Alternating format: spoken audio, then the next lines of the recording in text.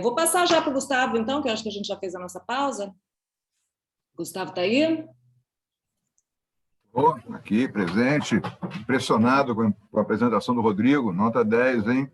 Eu já tinha visto mosaico de imagem, agora não tinha visto mosaico de palavra. Gostei de ver, o Rodrigo, nota 10, uma bela apresentação. Só uma curiosidade, sem querer violar a propriedade intelectual, isso é um recurso do PowerPoint, de um programa específico, ou você criou isso?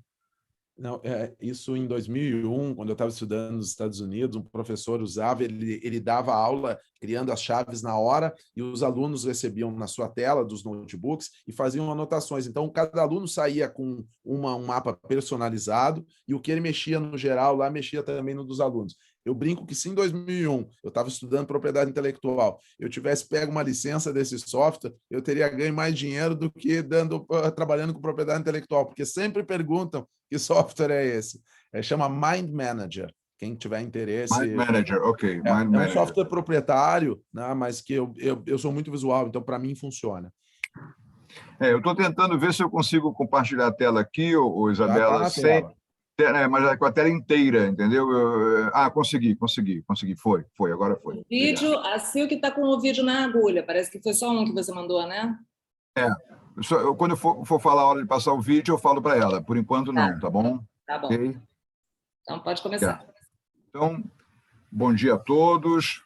10h13, vamos ver se eu respeito o tempo aqui. O tempo que o Rodrigo usou foi mais que necessário, importantíssimo, e ainda mais com essa informação do Mind Manager aqui, que eu vou dar o crédito a ele pelo acesso desse dado, né?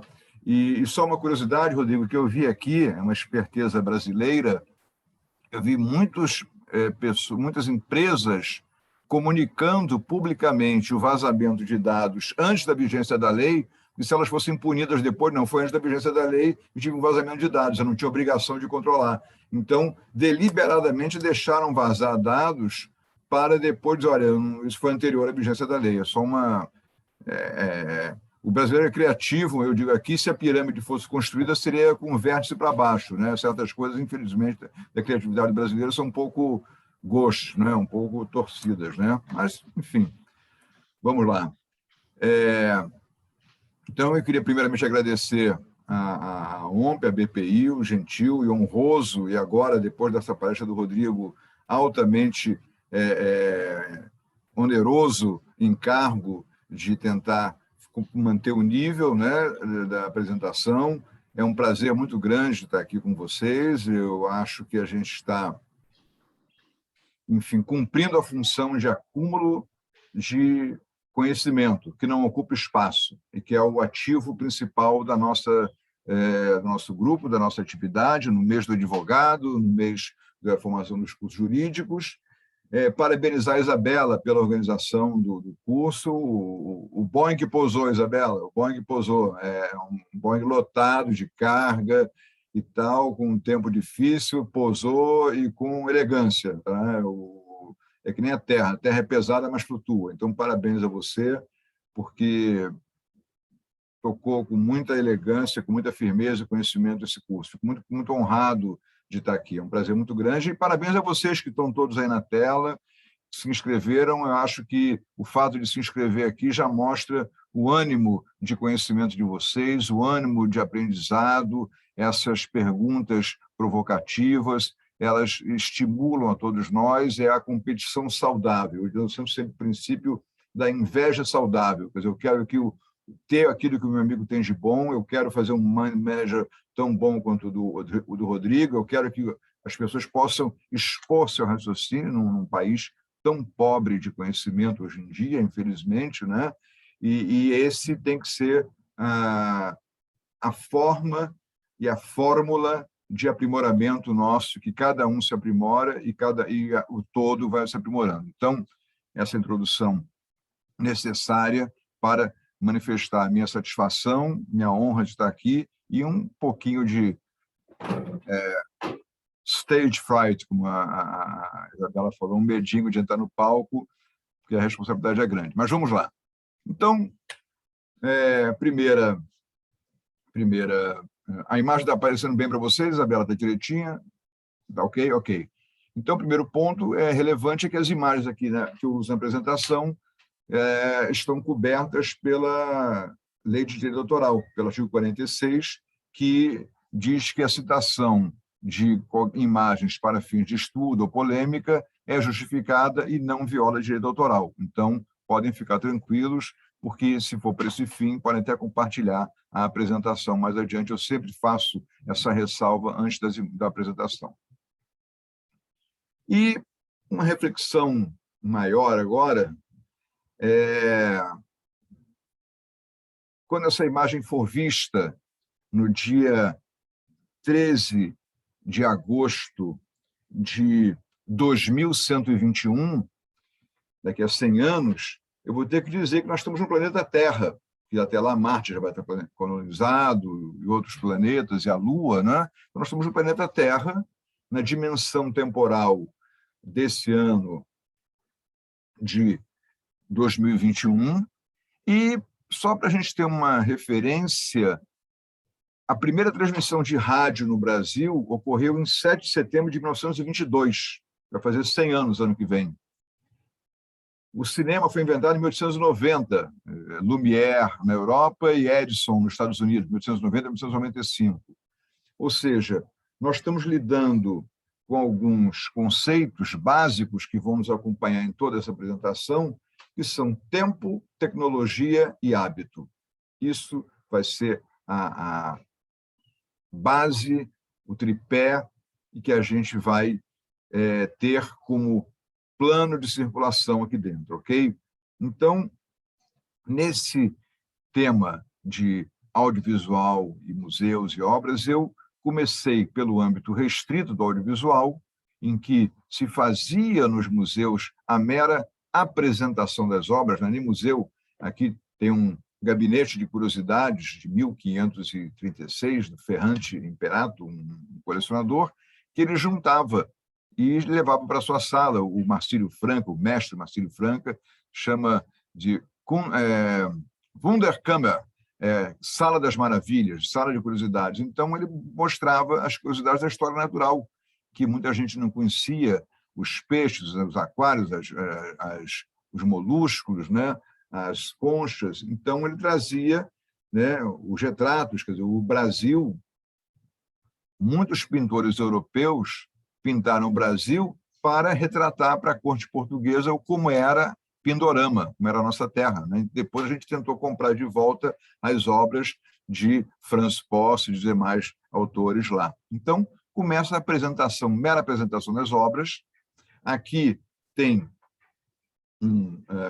uma decisão do Conselho francês de 1676, que já começava a dizer que somente os escultores e modeladores autorizados pela Academia Real de Pintura poderiam ter suas obras vendidas. Isso foi assinado por Colbert, que era o grande protetor das obras da Revolução Francesa, uma figura ilustre na época, e é longe no tempo, mas é brevíssima referência histórica para quem não gosta, tá? Mas eu acho importante dar essa visão.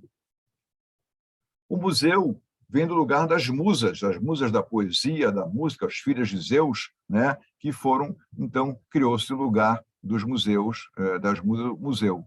E aqui, à esquerda da tela, tem um decreto da Assembleia Nacional da Revolução Francesa que dá origem ao Louvre. Esse decreto, ele expropria todos os bens da igreja para, então, criar o Museu do Louvre. E aqui começamos a mexer com tecnologia.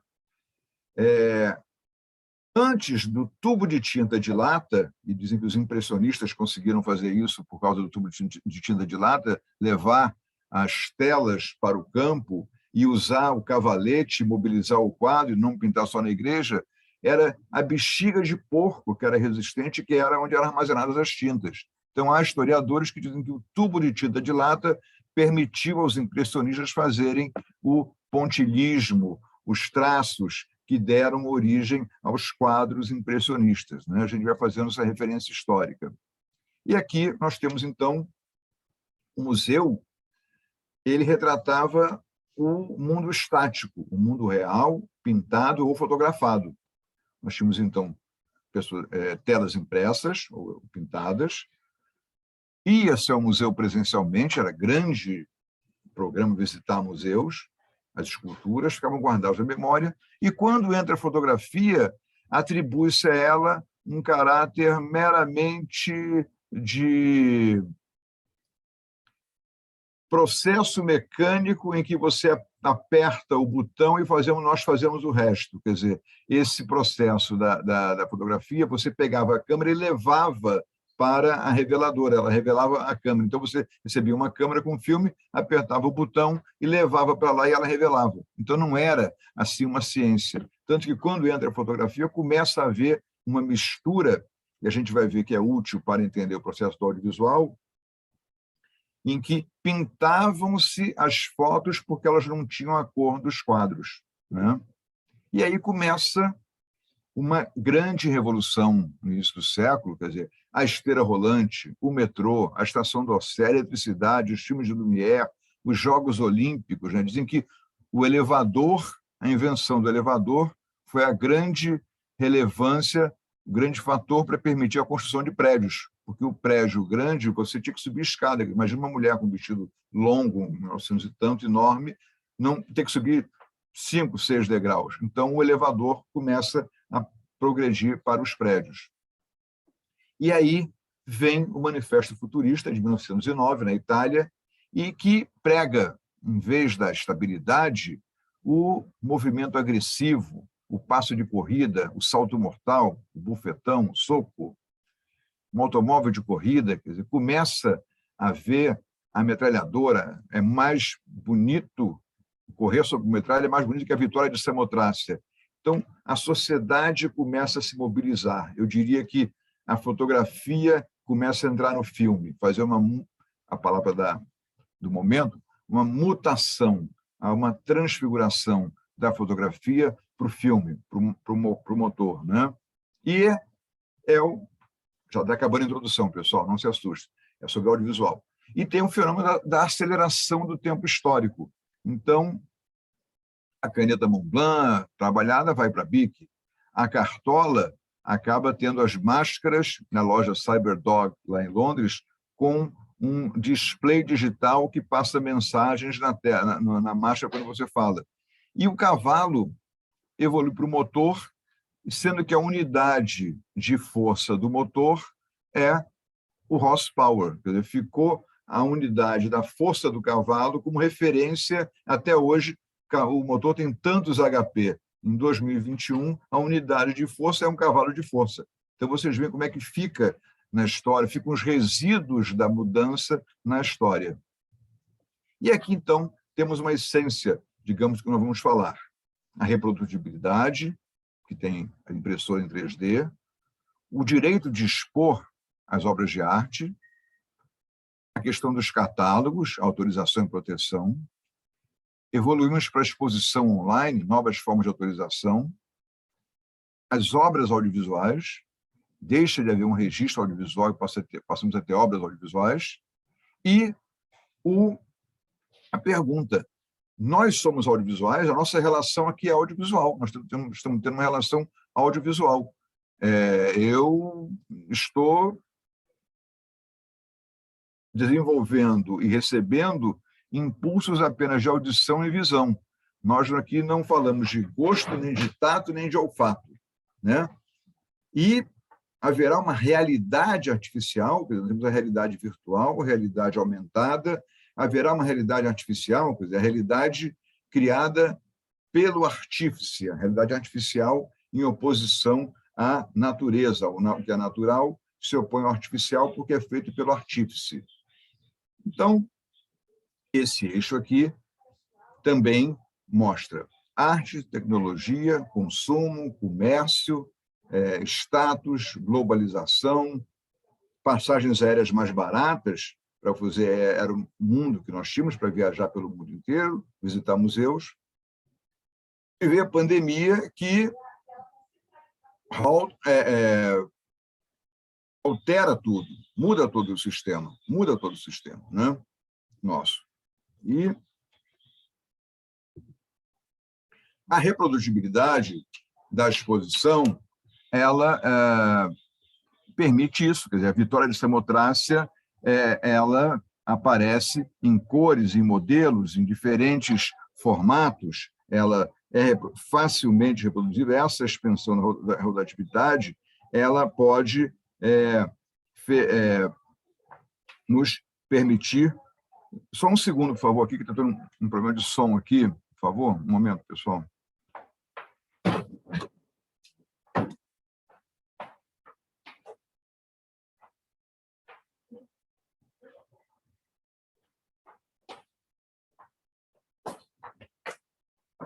Desculpa a interrupção sonora. Voltando.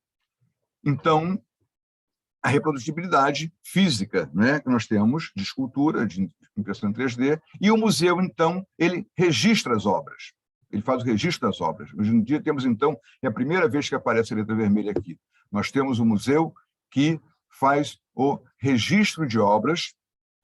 Então, é uma mera apresentação, não é uma representação, é uma apresentação.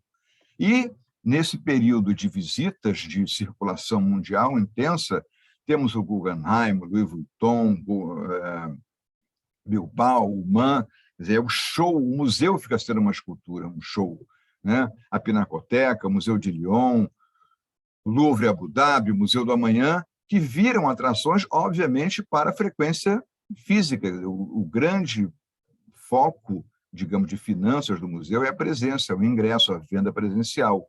Mas, com a pandemia, essa visão de representação dos artistas antigos, seja pela apresentação pura, seja um Matisse, que com traços de pincel faz essa apresentação da japonesa na beira do rio, ou do pontilhismo do Serra e Delaunay, ou mesmo dos pixels, que Vermeer e Da Vinci são transformados em pixels, né?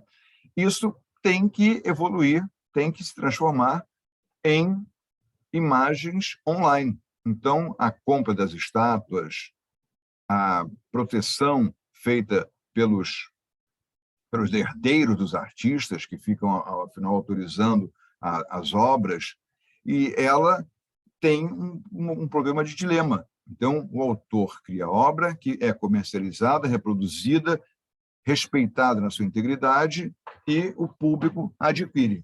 E vem a primeira questão da lei.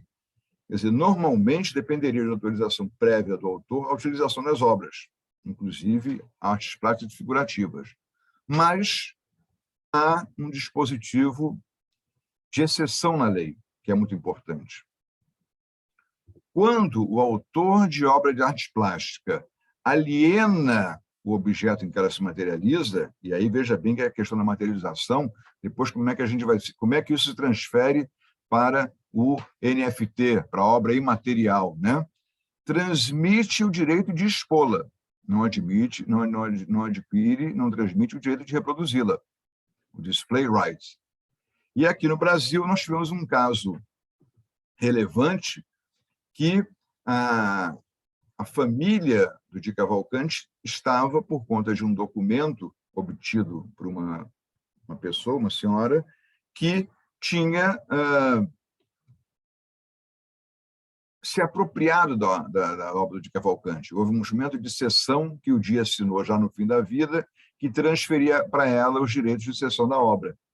Só que nós tentamos uma ação no Rio de Janeiro e houve um leading case e foi declarado aqui que as obras de arte de propriedade de terceiros serão expostas dispensando a autorização da cessionária de direitos autorais, quando forem alienadas antes da celebração do contrato de cessão, estando fora dos limites do contrato. Então, é possível que você compre uma obra de um artista famoso, um Vicky Muniz, uma pessoa, Beatriz Milhazzi, e ele diga, olha, você pode comprar essa obra, mas eu vou te vender, você não pode expor com ingressos cobrados.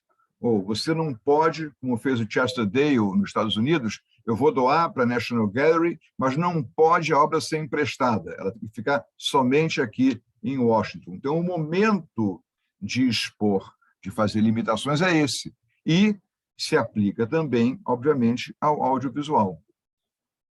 Então, entrando no catálogo, quer dizer, nós temos uma mutação também. O catálogo sempre foi fotográfico, né? O audiovisual, tratado, vocês vejam a lei brasileira, os artigos sobre a lei audiovisual, fala basicamente de filmes, de interpretação do artista, de roteiro. Você praticamente não tem nada sobre um aspecto de documentação, de documentário, né? Então, o catálogo, ele registra uma exposição para a história. Se você não tiver o registro daquela união de fotos que fazem, de certa forma, a economia da escassez, quer dizer, aqueles quadros únicos, você não vai ter nenhuma prova de que aconteceram. Então, os museus, nos contratos de exposição, permitem divulgação de fotos de baixa resolução e algumas fotos de alta resolução. E o mundo vai evoluindo do físico para o digital. A gente teve uma exposição de robôs em Paris, em que vai mostrando esse aspecto aqui. Por exemplo, o Museu d'Orsay expôs lado a lado esse quadro aqui do Millet, que era professor de Van Gogh, foi pintado, se não me engano, em 1850, e esse quadro do Van Gogh, aluno de Millet, que foi pintado em 1890, salvo engano, 40 anos de diferença. E o museu botou lado a lado 10 ou 20 quadros que tinham a mesma temática, tanto de Millet quanto Van Gogh. E eu comprei esse catálogo na época, que eu tenho, guardo com todo carinho, não empresto para ninguém, livro não se empresta, e uso porque é o registro de uma obra. Nunca mais eu tive, vendo cara a cara, esses quadros estariam juntos presencialmente, no mesmo espaço físico, no mesmo local, na mesma época. Na Itália, é permitido, então, isso é um primeiro ponto relevante, e eu acho que há uma possibilidade de uma interpretação extensiva. A gente vai falar um pouquinho mais sobre isso, que a regra geral da lei de direito autoral fala que os negócios jurídicos não têm interpretação extensiva, mas eu creio que a mutação tecnológica, a evolução, permite que o catálogo possa ser do catálogo físico, fotográfico, para o catálogo audiovisual. Aqui, ano passado, no MAN, eu sou advogado do MAN, tive uma reunião para dar sugestões para a lei de direito autoral, e uma delas foi no sentido de ter expressamente na lei brasileira, o que há em outras leis de outros países, a permissão de reprodução de obras em catálogos, desde que sejam representativos daquela exposição, e não um livro disfarçado. Então, na Itália, a autorização não é necessária, se for para um catálogo, está aqui.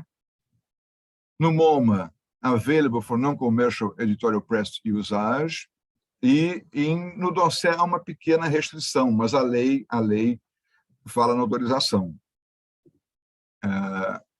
E também temos a lei de reprodução, a lei de direito autoral, que excetua a reprodução de obras para fins de polêmica ou mesmo de obras de artes plásticas, desde que não haja um dano à obra. Quer dizer, você botar um quadro na capa de um livro, eu acho que há um aproveitamento indevido, mas se botar num livro como referencial um quadro de um pintor brasileiro famoso, apenas como referência de indicação, não vejo nenhum problema, assim como num filme, num documentário a respeito do museu. Quer dizer, a obra, como é que eu vou fazer um documentário sobre o museu sem botar as obras que estão no museu? É inviável, quer dizer, esvazia economicamente a essência do documentário.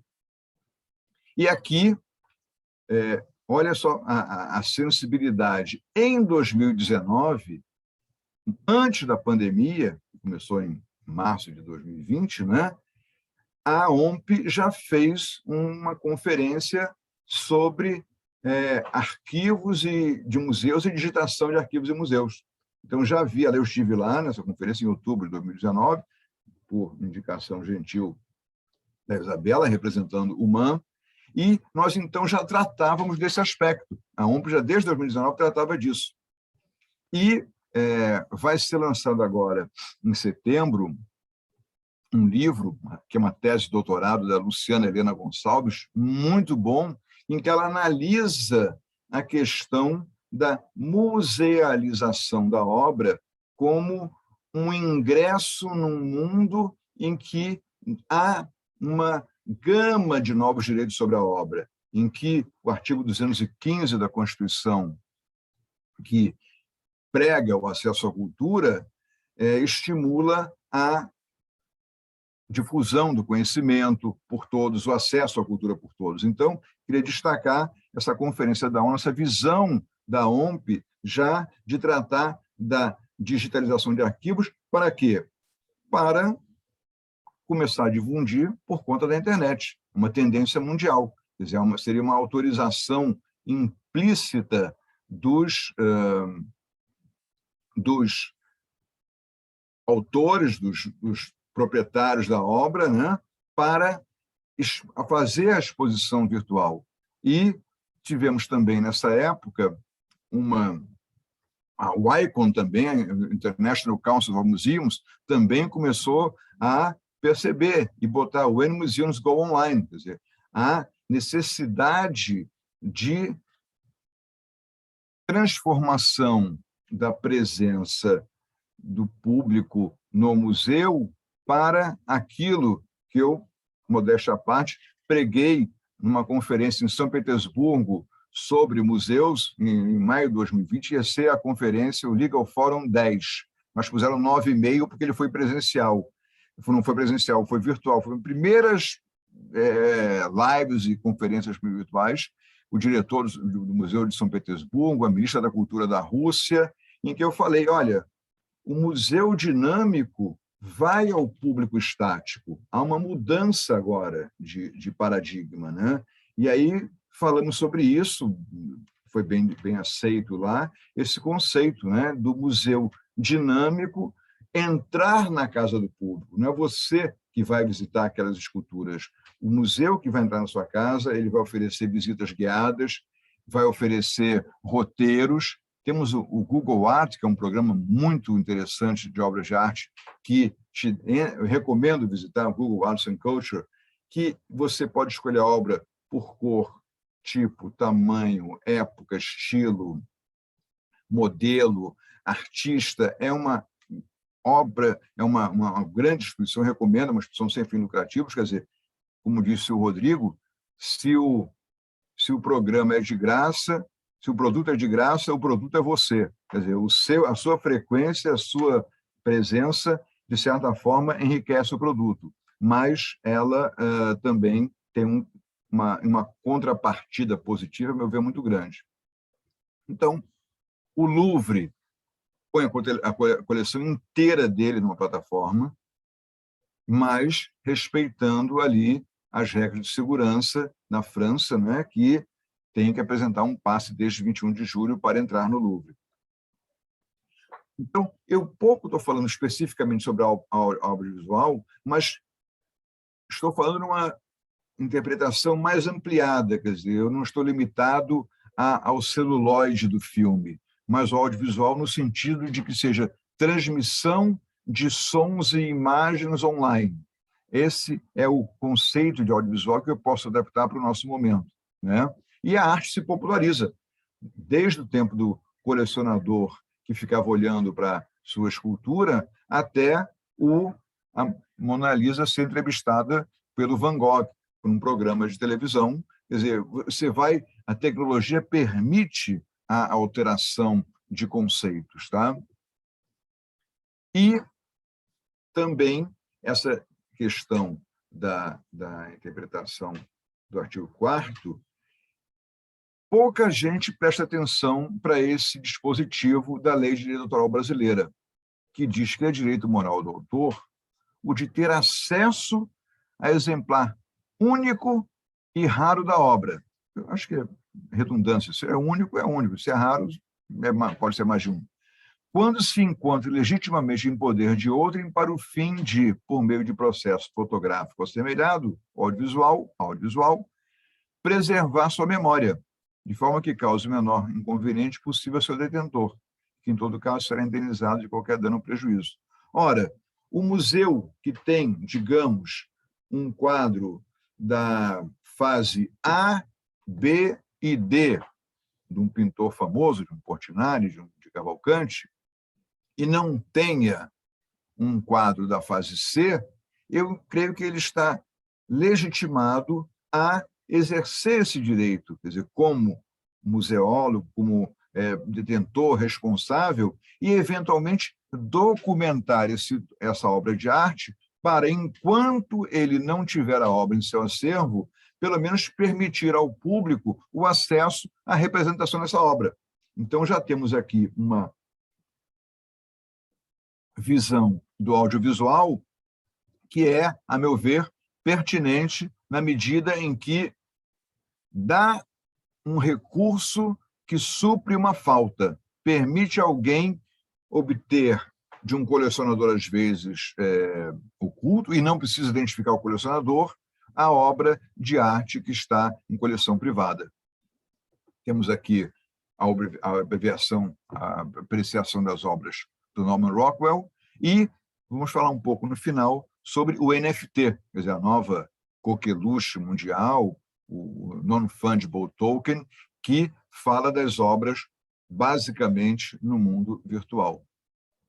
Aqui, Isabela, eu vou ver se a Silke pode apresentar. Tem um vídeo da Kate Moss. Kate Moss, eu não sei se ela pode apresentar esse vídeo aqui, não sei se Eu estou aqui, mas eu acho que se eu dividir minha tela, sai a sua, tá? Já vi. É isso mesmo. Doutor Gustavo, você pode, por favor, parar de dividir a tela? dividir, stop share, ok, tá bom, parei.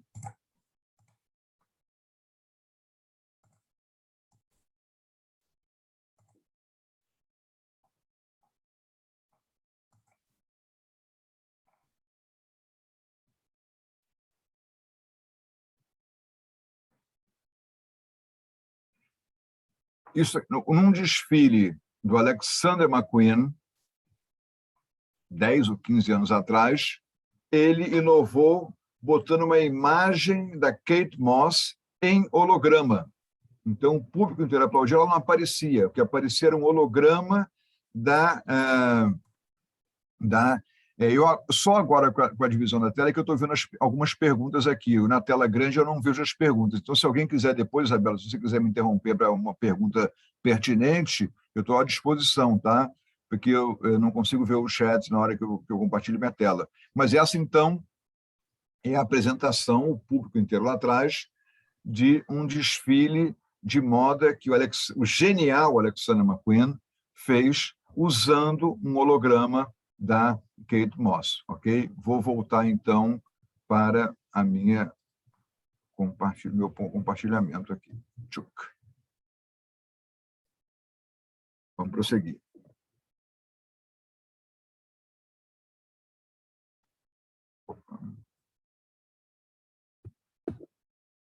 Aí, a arte sai do museu. E o audiovisual começa a representar. Esse aí é um trabalho do Saiko Chiang, um chinês que eu conheci, genial, que fez a representação física da música do Led Zeppelin, Stairway to Heaven. Ele botou um balão e uma escada vai subindo com fogo até chegar ao céu. Vocês podem ver no YouTube, tem facilmente a representação desse filme dele. Ele trabalha muito com fogo, e então ele fez o Stairway to Heaven, só que essa obra é uma obra efêmera, é uma obra biodegradável. Quer dizer, você viu, o registro audiovisual é necessário, e a obra física se transforma em audiovisual, você só tem dela o registro. Como essa aí, ele fez com fogos as pegadas de um gigante chegando no estádio, na abertura dos Jogos Olímpicos de Pequim, em 2000. Ou, um caso curioso, a corte francesa decidiu que você pode fotografar livremente uma obra situada em logradouro público, mas se ela tiver algum acréscimo que dê a ela um caráter especial visual, essa obra, esse registro passa a ser protegido.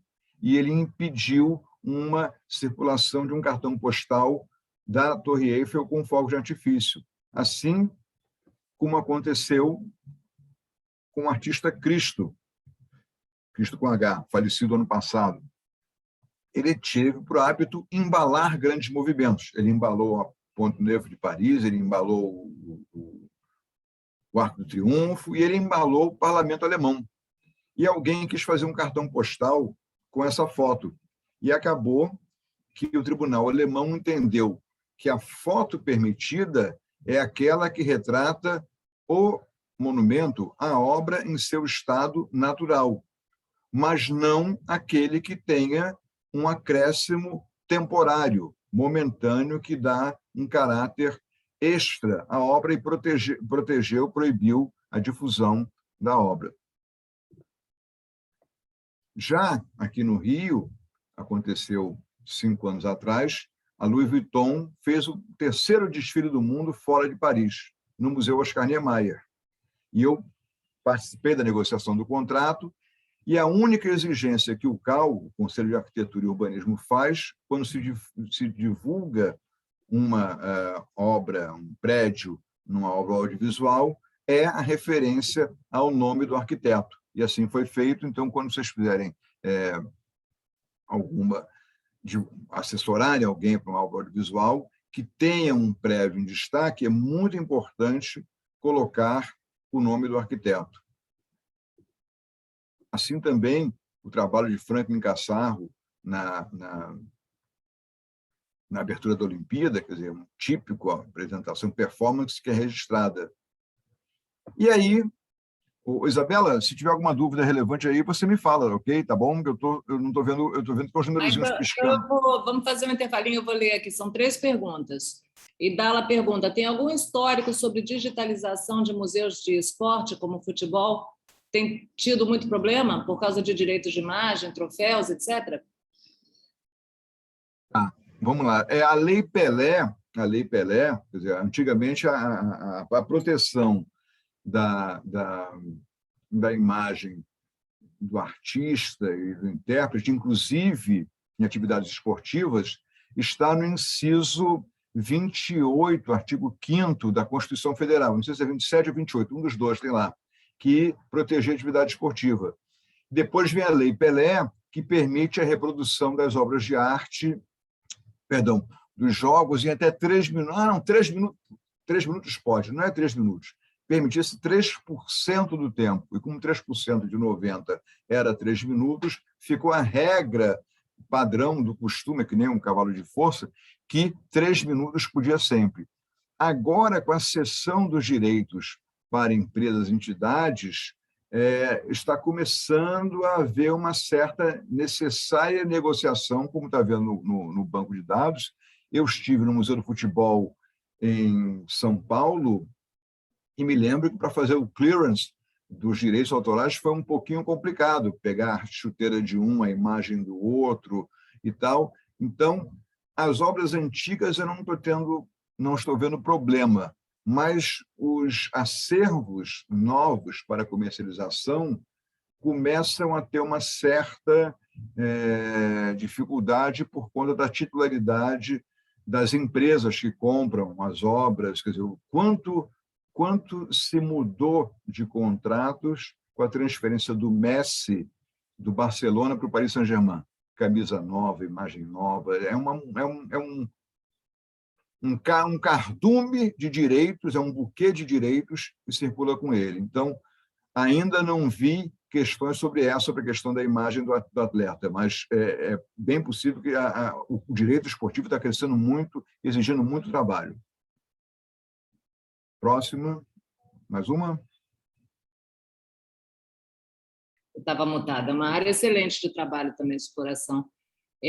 A Ana Verena pergunta, mas o museu seria detentor do direito moral da obra quando o autor é morto? Pergunto isso com relação a essa questão de registro de obra única e rara. Não é. Isso eu ressalvei que é uma interpretação extensiva que eu estou criando, ele não tem direito moral, por lei não tem, mas a gente tem que quebrar o paradigma, quer dizer, o acesso ao conhecimento é pregado, o museu tem a função de difundir a obra está no particular. Ou eu desaproprio a obra, ou, já que a importância da imagem é relevante, e eu não vou esvaziar economicamente a obra, eu reivindico a reprodução para fim de exposição. Quer dizer, na lei, na letra fria e seca da lei, é um direito moral do autor apenas. Mas, vendo esse trabalho, essa tese de doutorado da Luciana Helena Gonçalves, a musealização, por conta da pandemia, está adquirindo uma forma nova, mais ampliada de direitos que eu acho que em breve vão mudar. Quer dizer, nós temos, eu digo, é o voto vencido que um dia vai virar súmula. É a gênese de uma mudança de hábito e de lei no tempo. A Rafaela fez um comentário: vejo o museu virtual como uma forma de inclusão social também. Várias tecnologias de acessibilidade virtual podem ser empregadas. Super concordo. Eu não botei aqui porque era muita coisa, mas é importante saber que na Holanda e na Espanha já há museus que fazem a impressão de obras em 2,5D, quer dizer, eles expõem a obra com camada de tinta que eles possam ver na tela, pelo tato, o cego possa ver o traçado do pincel, identificar o relevo da cor. Quer dizer, todos esses museus que eu retratei têm geralmente uma maquete na entrada para que os cegos, pelo tato, identifiquem a forma do museu. Então, o museu, sem dúvida nenhuma, o acesso, quer dizer, o museu entra na casa das pessoas levando conhecimento. Posso ir? A Gabriela fez uma... Eu quero fazer só um comentáriozinho meu antes. O seu catálogo, eu acabei de dar uma olhada lá na Amazon, do Van Gogh e do Millet, está saindo a $850. Então, se você emprestar, empresta para mim, tá? Yes. Não, eu, por exemplo, tem depois ela veja lá, livro não se empresta. Eu fui emprestar o livro O Rio de Janeiro, do fotógrafo Bruce Weber, que é um grande fotógrafo, fez um livro sobre o Rio. Obviamente não voltou. E está lá, obviamente. $50. A Gabriela está perguntando: essas obras podem ser fotografadas, mas não comercializadas, certo? Nós, enquanto turistas, podemos registrar esse momento. Exemplo, a abertura das Olimpíadas. Sim, nenhum problema. O uso não comercial da obra é perfeitamente permitido. Aí a Jaqueline comenta, perdão. E a venda dos souvenirs com reproduções de quadros? E o acervo reserva? Temos um direito a ser exposto temporariamente? O poder público tem total discricionariedade? Eu acho que geralmente, o que está acontecendo é que ninguém prestava atenção para o contrato de ingresso da obra no museu. E justamente essa tese da Luciana está analisando os instrumentos de ingresso da obra do museu, em que tem muito mais direitos assegurados nessa obra. Eu vou falar mais adiante sobre a Márcia X, que é uma performer, uma artista que falecida já. O acervo dela foi doado para o MAN, e o contrato é bem amplo a respeito. Ok? Vamos lá? E aqui tem... eu não vou passar esse vídeo, não, vamos deixar para o final, porque é um pouco longo, são 4 minutos, mas eu recomendo que vocês vejam. Eu vou logo fazer um spoiler, que eu quero respeitar o tempo aqui. Um grupo, acho que um europeu, cadastrou num computador 300 telas de Rembrandt. O computador analisou as telas todas do Rembrandt, cor, formato, tipo, estilo, biometria, nariz, olho, e ele imprimiu numa tela a óleo um quadro do Rembrandt que ele nunca havia pintado. Então, a inteligência artificial ligada à arte. Então, o Rembrandt, que está aqui, esse rapaz aqui, foram pegos todas as telas dele, o programa fez uma equação algorítmica gigantesca e criou uma tela impressa a óleo perfeita e que qualquer especialista, foram submetidos a especialistas sem divulgar que era, disseram que se tratava de um Rembrandt autêntico, que não conheciam, mas, na verdade, foi um quadro criado pelo computador. Então, a gente começa a ter, já estamos migrando para um ponto que é o ponto da alteração da realidade. A realidade, eu chamo de realidade aumentada, realidade virtual, mas eu estou começando a trazer o conceito de realidade artificial. Quer dizer, o audiovisual está criando uma nova realidade. Então, você tem a videoarte, do Nam June Paik, que é um cara muito legal, um falecido, um coreano, que começou a fazer arte com vídeo. Esse TV-celo era um violoncelo que em cada tela tinha uma corda, um texto do violoncelo. Essas obras são de 73, 77, quer dizer, altamente arqueológicas, tecnologicamente falando, né? E os registros que você tem audiovisuais na época da Olimpíada, da fachada com borboletas, Copacabana Palace, da Catedral de Notre Dame em Paris. Isso muito interessante. Aí, eu repito, estou ampliando o conceito de audiovisual, tá? No Afeganistão, existiam esses budas esculpidos na pedra, que o Talibã, quando invadiu, dinamitou, porque não podia prever o culto. Então, artistas chineses criaram budas em holograma e projetaram no lugar onde havia um Buda. Então, hoje em dia, eu digo, derruba a estátua, apaga a estátua, vamos fazer estátua de holograma. Não gostou? Tirou lá o bomba-gato, não sei o quê, não picha, não queima, não polui, substitui, né? Não vai ser pichado nem nada e tal. Então, é uma mudança, quer dizer, a tecnologia recria um Buda de 2000 anos, respeita uma tradição através de novos formatos. E esse projeto aqui é muito interessante.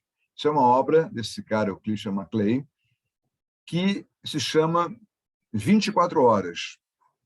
Ele selecionou milhares de imagens de relógios, despertador, de estação, de pulso, de cinema, de fundo, Big Bang, e ele faz uma obra que é um filme que dura 24 horas.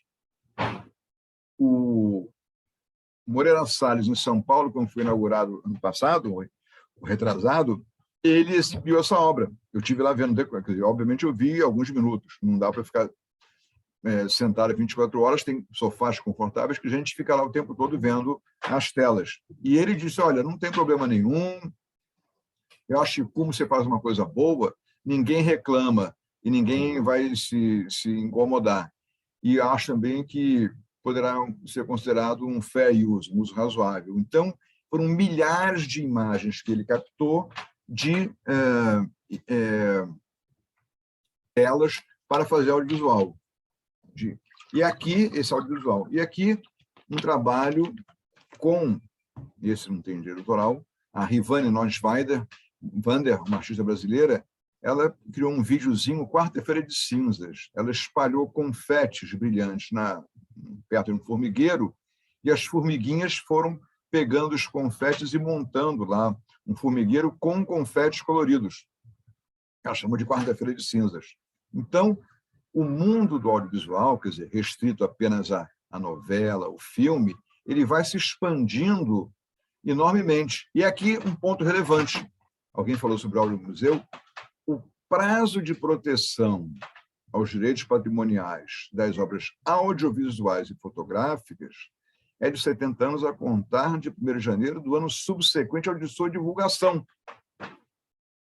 Então, o filme Limite, do Mário Peixoto, está aqui no YouTube, disponível. Você pode ir lá tranquilamente ver.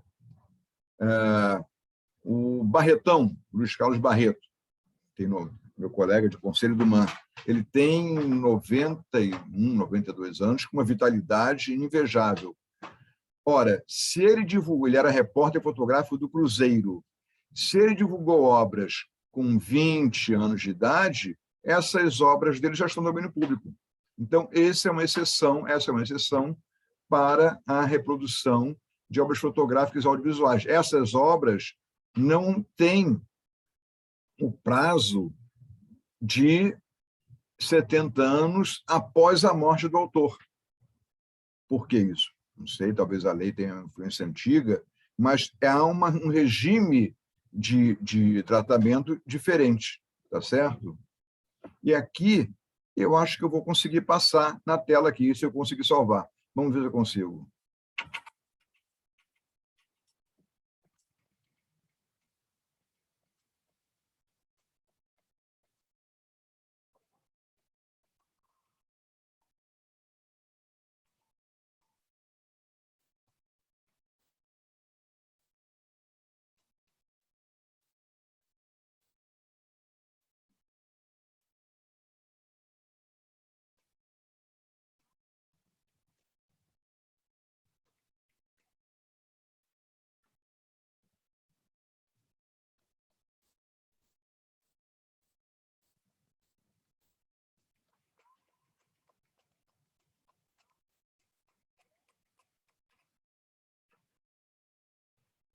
Então, aqui nós tivemos uma exposição em 2018 no Grand Palais, em Paris, em que a gente já vê a inteligência artificial, a obra audiovisual agora já interagindo com a pessoa. Você sopra a tela e a flor se espalha toda. Você entra na casa e um sensor detecta a sua temperatura e altera a cor da tela conforme a temperatura da sala for mudando. Então, começa a haver uma interação do audiovisual com a pessoa, e o audiovisual, então, passa a ter um trabalho de mudança da realidade. Quer dizer, aqui tem um festival de palcos de ópera na Alemanha, em que eles vão fazendo esses palcos de ópera, que depois são destruídos. Ou as performances, que a Isabela aprecia muito, da Marina Abramovic, né, que ficou, por exemplo, se não me engano, 3 dias inteiros no MoMA, sentada, enquanto as pessoas ficavam em frente a ela, cada uma por 15 minutos. Ou deixou, no início da carreira, vários objetos numa mesa para que o público fizesse o que quisesse com ela. Um chegou a cortar, dar um corte nela, tirar a roupa, beliscar, ou coisa parecida. Se você não tiver o registro da performance, e a Marina está fazendo agora um holograma para perpetuar a memória dela. Você não tem um registro audiovisual. Ela botou cabelo preso no outro, berrar com o companheiro dela, o Lai, que eles separaram, depois se reencontraram. Né? E aqui a Márcia X.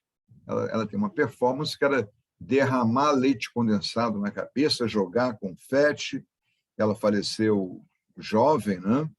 E um rapaz, um artista, filmou essas performances. Então, ele tem a titularidade dos direitos, e o Museu de Arte Moderna, o que ele guarda? Ele guarda, assim como várias outras, as instruções para realizar a performance, e que sobre as quais, digamos assim, os herdeiros têm um direito moral. Não tem que ser uma lata de leite condensado X, tem que ter tantos confetes, tem instalações como o Marulho, que representam uma obra, como o Sol Lewis. Então, você vai começar a ter uma interação. Aqui o Carnaval também, que é uma obra efêmera, porque ele acabou, ele se dissolve, ele desmonta, né?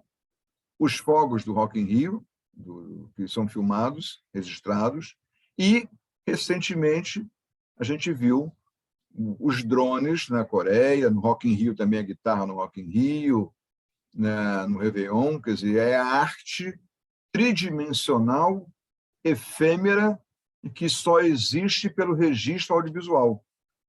Então, esse registro é que vai retratando a nossa realidade e que fica para o futuro. Né? O Proust dizia que a fotografia é a arte de mostrar de quantos instantes efêmeros a vida é feita. Então, começamos a falar agora da conversão das obras audiovisuais. Quer dizer, você entra no museu, a obra entra dentro do museu, você tem essa função de preservação da cultura, tem o direito constitucional de acesso à cultura, mas teve casos que já mudaram. Por exemplo, a Xuxa proibiu a veiculação do filme em que ela aparece nua com um menino, um adolescente, e o fundamento, eu sei que eu trabalhei no caso, não foi a questão de censura ou de imagem, mas sim porque o filme era feito em película e converteram para videocassete e outros formatos. Ela conseguiu apreensão por esse motivo. Há também a questão da colorização, quer dizer, muitos artistas se opõem a que sejam colorizados filmes de preto e branco, há uma certa hesitação na jurisprudência, atualmente está se tolerando, mas durante muita época foi proibido, né? Então, fica o dilema, tem o direito do artista, do diretor e do produtor. O diretor tem o direito moral, o produtor o direito patrimonial. Então, esses vetores que eu falei no início é que vão norteando a nossa obra audiovisual, a conversão. Aqui, como advogado de museu, eu não discuto obra. Eu faço o contrato conforme a sua prescrição e prevendo se tiver fogo, se ele atinge o risco museu, se for pintar um animal, se a pintura causa dano. O John Cage tem uma obra chamada 4 minutos e 33 segundos. A obra consiste em, num teatro, com a orquestra toda parada, entra o maestro, ele fica parado em frente à orquestra, que fica também imóvel, durante 4 minutos e 33 segundos, a plateia tosse, espirra, fala, não sei o quê, e quando acaba a obra, as pessoas aplaudem, a obra muito executada, e a partitura da obra está aí. Então, esse não tem nem áudio, é só visual. Mas são as novas tendências, as novas criações, e que o advogado começa a lidar com isso. Eu já estou para o final aqui. Então, hoje em dia, o holograma serve para nova representação audiovisual, para a publicidade. Você tem um aparelhinho aqui no canto esquerdo que projeta em 3 dimensões um sanduíche, um motor, um aspecto, e nos carros você pode ir na loja e verificar o carro de cabeça para baixo, o motor, toda a anatomia do carro, sem ter que fazer uma verificação pessoal, física nele. E aí, eu estou chegando já para o final, para o grande questionamento, quer dizer, da nossa situação.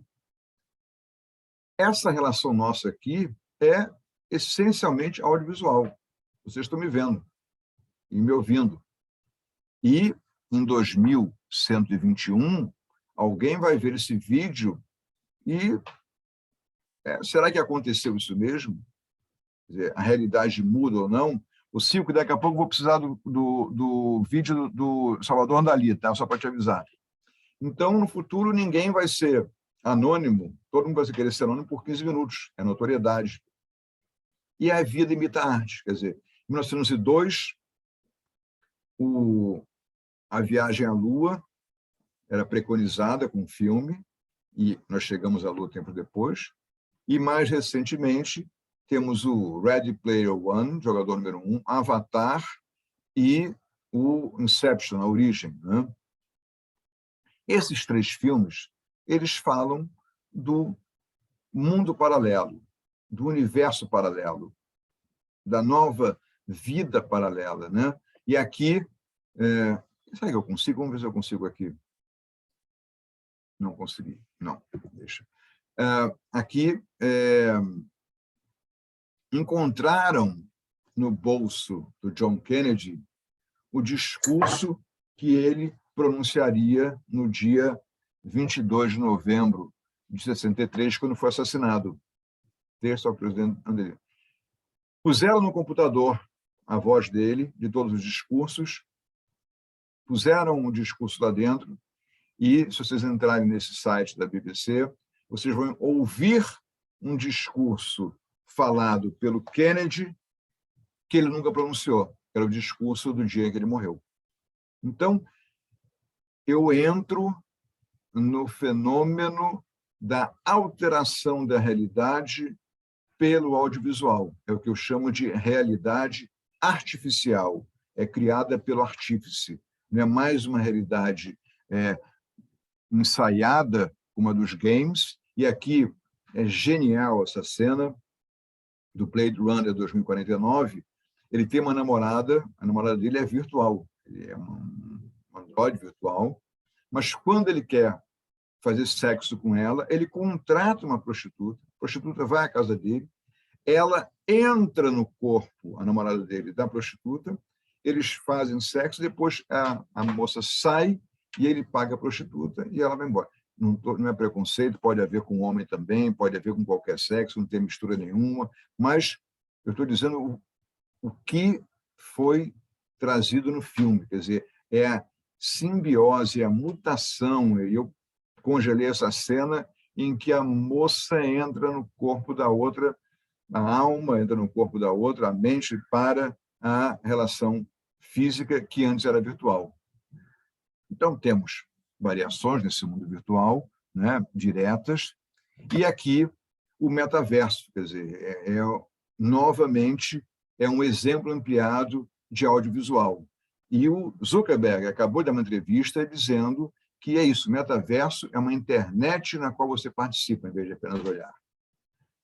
Então, falava com a Isabela, tem um jogo, o Valorant, né?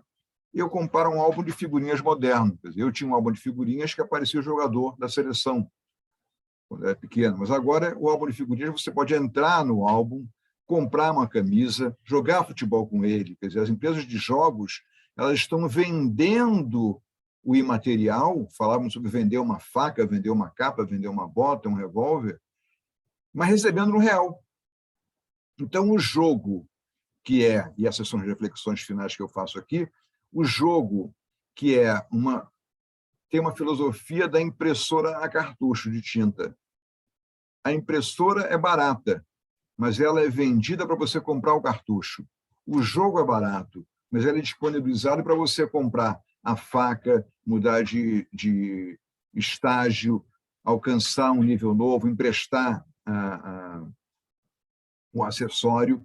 E aqui é muito importante, eu acho, vocês prestarem atenção, para um sujeito, John Nesbitt, que ele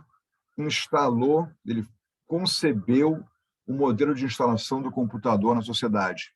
Primeiro, você mostra que o computador tem utilidade científica. Depois, que as crianças podem usar.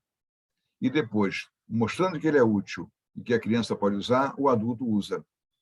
De certa forma, esses jogos Fortnite e tal, são um modelo, a porta de entrada da popularização do mundo paralelo, que permitem a mudança do curso da história, que permitem que você... Eu, por exemplo, estou procurando um decreto do Império que todo mundo diz que é o decreto de 28 de agosto, mas eu fui ver, na verdade, ele é de 24 de agosto, mas foi publicado em 28 de agosto, então todo mundo só se refere à data da publicação e não à data real dele. Então, você acaba tendo o problema da história, do registro da história. E, por último, estão acontecendo testes de engenharia de prédios nesse mundo paralelo. Então, novamente, é o audiovisual está servindo, hoje em dia, a tecnologia, assim como eu já vi uma prova em São Paulo de medicina, o aluno chegava e tinha um corpo em 3 dimensões na mesa, imaterial, e a prova era, diante de certos sintomas do corpo daquela pessoa, adotar a solução adequada. Então, se ela ministra um remédio X, a pressão sobe indevidamente. O corpo reage conforme os projetos que são realizados para essa pessoa, conforme as prescrições médicas fez essa pessoa. Ô, Silvio, se você puder passar, então, o filme do Dalí, por favor, que está aí na tua tela, eu vou parar minha compartilhamento. Pois é, Gustavo, a Silvia está me contando aqui que o vídeo que você mandou foi só aquele da Kate Moss. Eu estou até procurando no YouTube aqui para ver se eu acho, mas não vou precisar de um pouquinho mais de tempo. Não tem problema. Eu mando para depois o pessoal, vou fazer só o spoiler, tá? Eu vou fazer o spoiler, eu mando para o pessoal. É o seguinte, o vídeo, puseram milhões de fotos do Dalí, e filmes, e imagens e voz, e montaram no museu nos Estados Unidos um filme do Dalí real, não é fotomontagem, não é criação, é superposição do Dalí dando boas-vindas ao público, e ele aparece, inclusive, na tela, e a pessoa tira uma selfie com ele, que ele aparece na tela. Né? E para quem já teve, enfim, são experiências da vida, fez como é que chama isso? Exumação de corpo, o cabelo é o órgão mais resistente do corpo. E quando fizeram a exumação do Dalí, por conta de uma investigação de paternidade recente, os bigodes dele estavam lá inteirinhos. Né? Então, eu vou mandar depois, Isabela, vou disponibilizar, eu tenho aqui, talvez eu consiga botar no chat o arquivo do Dalí. Tá? Mas, então, é isso, eu ia concluir mostrando que, em 2121, alguém pode não, o Dalí estava vivo em 2021. Então, aparece o filme dele, ele está dando boas-vindas. Quer dizer, nós estamos alterando a realidade. Quer dizer, o audiovisual está servindo para alterar a nossa realidade, tendo um mundo real, confundindo o mundo real com o mundo artificial. E, por último, aqui, tem a proteção das obras efêmeras. Quer dizer, esse quadro de Cavalcante, eu já estou tangenciando o NFT, é o samba, ele pegou fogo, valia 50 milhões de reais, na casa do Jean Boguit. Então, eu escrevi um artigo sobre NFT e eu preconizei que pode-se criar, já que o quadro sumiu, mas ele tem proteção de direito autoral, um NFT com o quadro. Então, a obra original, já que pegou fogo a obra física, será o NFT do samba do Di Cavalcante. Então, concluindo, nós evoluímos do apresentar para o representar, para o interpretar, para o refletir e para o criar. Então, a realidade virtual gera fake news, a inteligência artificial está criando um mundo diferente, que eu acho que é a realidade artificial, feita pelo artífice, e aquela dicotomia de imagem objetiva e subjetiva vai ter um ingrediente novo, que é a imagem real ou irreal. Né? O tema nosso, hoje em dia maior, por conta do vírus, é a mutação, a sociedade vai mutando, e eu fui pesquisar.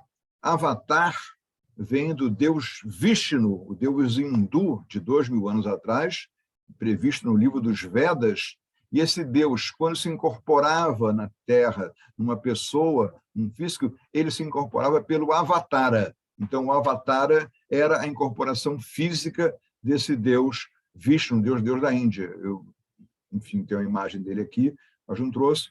Mas, o geral, esse é o ponto. O avatara é a incorporação nossa no mundo de mutação, no mundo paralelo.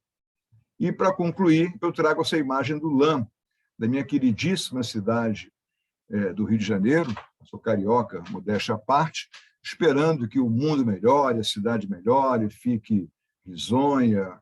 O LAM dizia que a cidade era feminina, então não tem nenhum caráter pejorativo, não. Eu acho que é uma beleza estética, e eu queria dizer que estamos num impasse muito grande, o audiovisual está mudando, o mundo está mudando, a lei está mudando, nós estamos testemunhando essa mudança, somos artífices responsáveis por isso, o direito tem um papel enorme nessa questão, e eu, com isso, agradecendo muito a paciência de vocês, espero ter cumprido a minha tarefa de dar a última aula do curso depois desse show do Rodrigo, encerro aqui e fico à disposição de vocês para perguntas que vocês quiserem. Muito obrigado pela atenção.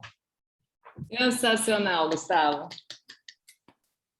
Obrigada, obrigada. Bom, teve uma pergunta aqui, eu acho que da Jaqueline você já respondeu, da Acervo Reserva. O Henrique perguntou, e aquela situação, por exemplo, que o Facebook pode utilizar e comercializar as imagens publicadas por uma pessoa, creio que haja uma complicação nesse caso. Ninguém lê. Em qualquer site que eu entre, eu vou lá para o rodapé. Termos e condições, privacidade, eu não quero nem saber da entrada. Eu vou lá para aquilo que ninguém lê. Eu vou para onde... E lá eu fico lendo. A minha tese de doutorado foi análise de contratos de livro eletrônico. Então, eu analisei Kobo, Kindle, Kinokuma, Barnes & Noble, e todos os contratos por data. O Facebook, ele diz, existe uma função nossa que é facilitar a sua vida para encontrar pessoas parecidas com você. Então, nós compartilhamos unicamente com o ânimo de permitir que você compartilhe imagem. Então, o Facebook compartilha a imagem da pessoa, a imagem que ele posta, e é tolerada esse uso, entendeu? Porque não há, assim, digamos, um uso comercial grande do Facebook. Ele se limita ao espectro do Facebook já próprio, né? Que não vai além disso. Agora, se usar num comercial, pode ser que sim, que seja questionado. Eu tenho um amigo que é fotógrafo de surf, o Fábio Mosquito, e aconteceu justamente isso, porque ele botava no Instagram fotos, né? Ele vai todo dia no arpoador de manhã e tira fotos ali de ondas e tal, de paisagens, e aí teve um grupo de supermercado, se eu não me engano, que daí compartilhou a imagem dele, né, com alguma coisa tipo bom dia, alguma coisa assim, né, fazendo uma referência. Não estava fazendo uma publicidade, mas usaram na mídia social deles, né? E daí o Fábio entrou em contato com essa rede e fez um acordo, né? Até no final acabou sendo bom para ele, porque daí ele vendeu as fotos, né, e eles começaram a usar regularmente, né? Ele fez uma parceria.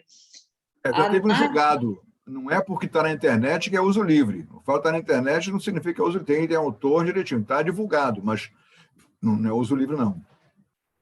A Naila está fazendo um comentário, na verdade, que você falou dos hologramas e pichações de estátuas, e ela está falando que as pichações em estátuas não tem nada a ver com a violação de direitos autorais, e sim sobre manifestação política, um direito bem mais antigo e tradicional que o direito à propriedade intelectual. Mas, Naila, eu acho que o Gustavo aqui estava falando de vandalismo puro, não foi de Não, é só isso, é vandalismo, só.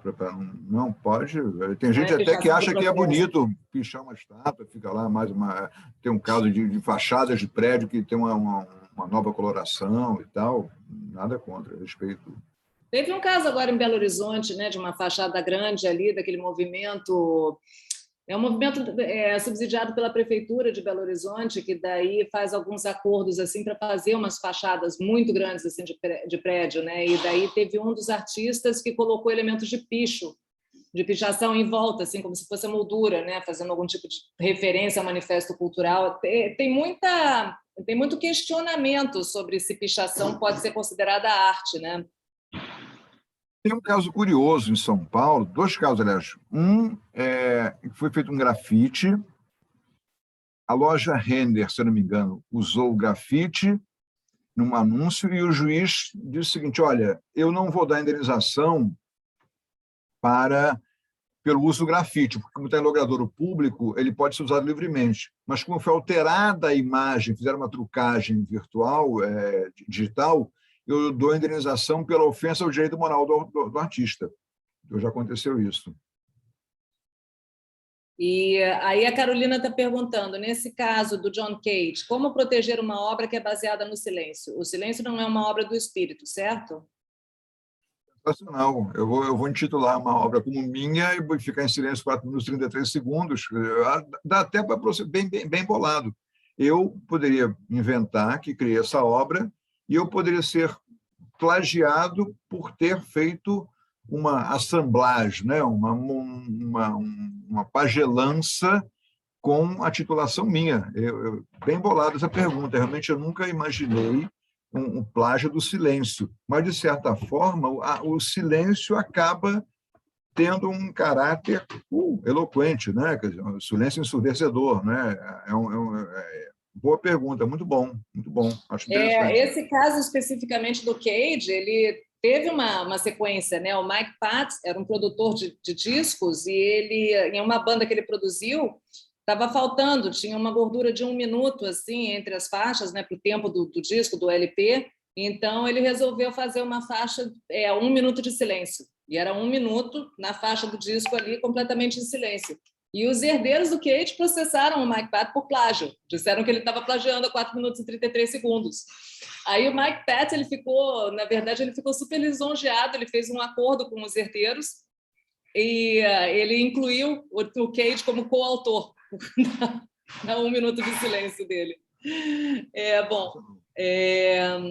A Jaqueline está perguntando qual o nome do filme que está no YouTube, no domínio público. Limite? Qual o nome do diretor? Não anotei. Mário Peixoto, Limite, Mário Peixoto. A meio contraponto artificial, virtual com o natural e não com o real, como ouvimos algumas vezes, a Dani falou. E depois, muito maravilhoso, muito obrigada, parabéns, sensacional. Fiquei ansiosa para ler a tese da Luciana Helena. Encontramos a tese. Eu acho que a Luciana está aqui na plateia com a gente aqui. E ela, eu tive o prazer de fazer o prefácio do livro dela, que ela vai lançar em Ceará. Tá aí, Luciana, fala aí, Luciana. Eu não conheço a Luciana pessoalmente, eu fui indicado a ela por uma pessoa, meu nosso relacionamento nem audiovisual, que eu nunca falei com ela por Zoom, só falei por texto, e eu fiz o prefácio do livro dela. Então, ela vai lançar em setembro o livro, não é, Luciana? Presença luxuosa. Ela aqui. Ih, gente. Que vergonha, ela saiu de perto da câmera. Daqui a pouco a gente chama ela de novo. Ai, que momento constrangedor, gente. Vamos lá. Aí também estão pedindo para você compartilhar o seu artigo sobre o samba. O artigo sobre o NFT. O artigo sobre o NFT eu já botei no grupo do WhatsApp. Nesse artigo do NFT que está o samba, aquele primeiro que eu publiquei uns 2 meses atrás, e lá tem uma referência final sobre o samba, está lá no o samba e o NFT, né? Tá ótimo. A Luciana está falando sim, estou aqui, mas ela não abriu, ela deve estar com algum problema do... Vamos apresentar... A minha tese. Eu acho problema de áudio, eu acho. Eu acho que a minha tese... Oi, eu estou aqui, desculpa, eu só não quis atrapalhar. Tudo bom? Tudo bom, Luciana? Está atrapalhando nada. Eu vou abrir a câmera, mas eu estou de pijama. Desculpa, vou sendo bem honesta. Bota aqui a câmera bem em cima, assim. Pois é. Mas eu agradeço o doutor Gustavo por ter introduzido a minha obra. Ele fez um prefácio junto com a professora Silmara. Eu sou muito lisonjeada por ele ter escrito no meu livro, ter registrado. Então, eu estou bem ansiosa, eu agradeço os comentários para compartilhar desse momento. Mas ele já está disponível, a sua tese, Luciana? Não, ela sairá pela Lumen Iuris no dia 31 de agosto. Daqui a pouquinho. Isso. Muito obrigada pela possibilidade. Estou vendo a Luciana pela primeira vez. A Silmara Quinelato me apresentou, mandou a tese dela, eu li, gostei, fiz o prefácio e nunca tinha visto a Luciana, nem falado pelo telefone uma vez com ela. Mas a tese é ótima, recomendo o livro, é muito bom. E eu não ganho nada pelo prefácio, não, é só o editorial dela, tá? Entendeu? Na verdade, eu que ganhei. Mas é a primeira vez que eu vi alguém assim abordar a questão da musealização com um enfoque moderno, contemporâneo, entendeu? Achei muito legal.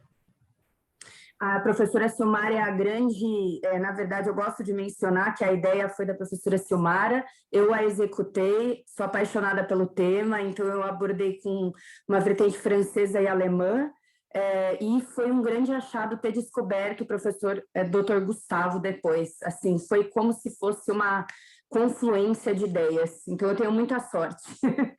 Tá bom, chega. Me considero sortuda. Chega. Obrigada, professor. O Gustavo, além de ser esse dessa enciclopédia que vocês estão vendo, ele é uma pessoa muito generosa, tá? Então, acho que, seguindo aqui no esteio aqui da Luciana, usem e abusem, viu? Porque aqui a Helena já está fazendo coraçãozinho aqui. Lena, vê aquele... A Lena, ela trabalha com expressões tradicionais de cultura, arte indígena em museu também. Ó o contato aqui. Eu queria, Isabela, legal. Eu tenho o maior prazer, eu já falei desde o início, quer dizer, quem está aqui é porque gosta da matéria, dedicou um tempo especial a isso, está acumulando conhecimento, que é o que o ladrão não tira, ninguém tira, isso é para a nossa vida. Então, eu acho que essa dimensão temporal, tecnológica, social, percepção, nós somos radares, né? A gente detecta a mudança de hábito. Quer dizer, você detectar o hábito quando ele já acabou, você é profeta do futuro. Tem que ser previsão, imaginar o que vai acontecer. Então, é aqui eu encontro, quer dizer, Maria Helena Japiaçu, que eu conheci, Isabela, quer dizer, graças a Deus, a vida me trouxe sempre pessoas muito boas, e acho que esse acréscimo de conhecimento que a gente troca entre nós é positivo para todo mundo. A gente só tem ganho. Em receber, em compartilhar, o saldo é positivo. Eu sempre achei assim. É verdade, você e a Helena já se conheciam, né, do curso lá de Direito da Arte, de Mercado da Arte, também do grupo de WhatsApp do Marcílio, que fora, meu. Gente, muito obrigada, Gustavo.